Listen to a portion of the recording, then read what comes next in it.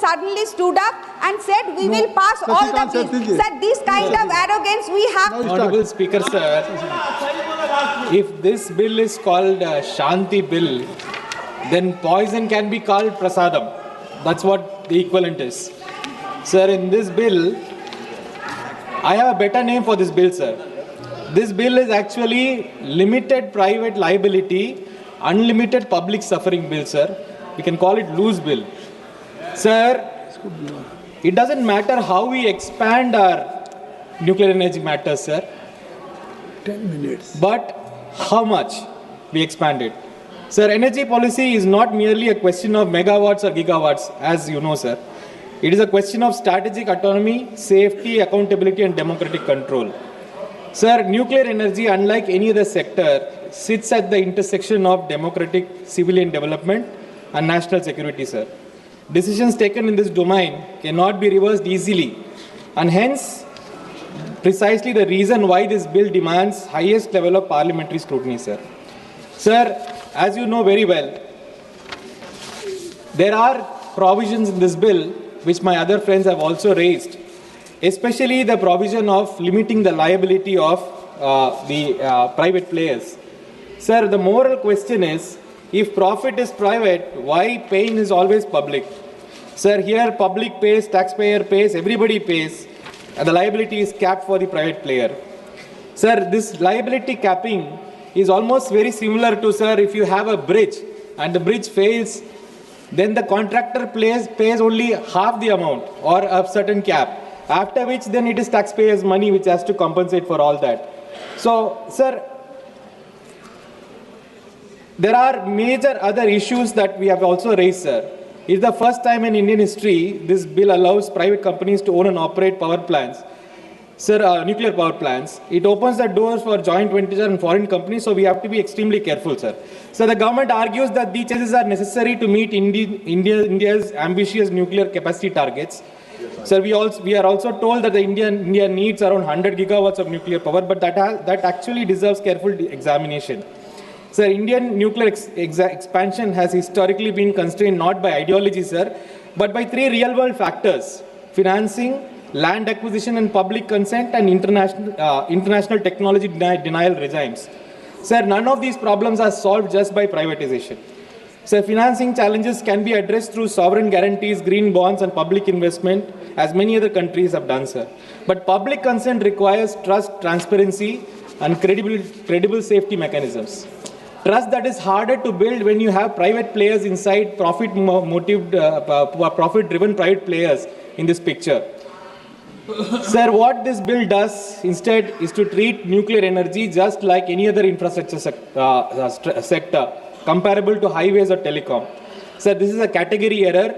Nuclear energy is not just another market. It involves radioactive materials, long-lived waste, and risks that no insurance market can actually truly price, sir. So energy security cannot be reduced to market efficiency alone. And I talked about the nuclear liability and capping it to 300 STR is not at all accepted, sir. Around 3,900 crores. Sir, then we should ask this question: why now? As we had already pointed out, there has been tremendous external, strategic, and commercial pressures on the government to do this. So, in simple terms, sir, the government has yielded to these pressures, and especially to some friendly corporate houses. So let me be very clear, sir. India has always been a very strong player in this area, having a very good regulatory mechanism. But right now, this bill has put everything under a big issue.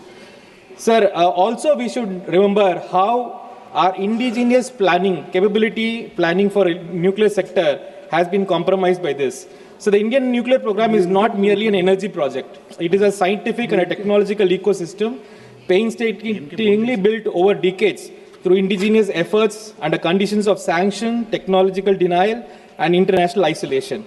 Sir, actually what has happened, we know very well, sir. I don't have to go into the history of how all this came. India's three-stage nuclear program based on pressurized heavy water reactors using natural uranium, followed by fast breeder reactors, and ultimately thorium-based system. This whole ecosystem is now being affected by this particular bill, sir. So now what will happen, sir? One large-scale private participation is allowed, especially with foreign technology partnership. The entire logic of decision-making changes, sir. Private operators accountable primarily to shareholders. They will prefer imported proven reactor designs. All these new technology and systems will be coming, which will actually spoil our long-term planning for the nuclear sector, sir. So at the end of the day, we are going to be dependent on foreign reactor vendors, foreign spare parts, and foreign fuel assurances in a very critical sector, sir. Sir, and I don't have to even tell about the regulatory overstructure. The entire regulatory mechanism is completely compromised. The government controls the appointments. The government controls even the search committee.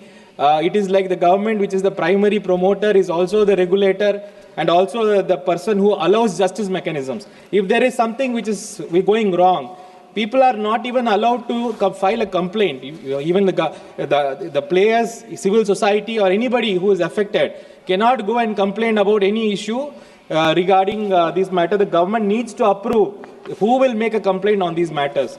I don't really understand what is this logic of putting a restriction on the justice mechanisms as such, sir. In fact, I really don't understand and also my friend Arun Nehru had talked about the effect this bill will have on the pricing of the electricity which comes out of these reactors. So, in fact, I have also seen the government has made a provision in this bill to actually regulate that price of this thing. So, the Honorable Minister will also have to explain why this provision was brought inside this bill of regulating the pricing, where the normal regulators are kept aside and it is a bill. Sir, I just want to conclude by saying, sir, this bill is basically, sir, what we are actually asking is, we are not against energy security, sir. We are not against all this. But the point is, this bill requires scrutiny. This bill requires clause-by-clause reading.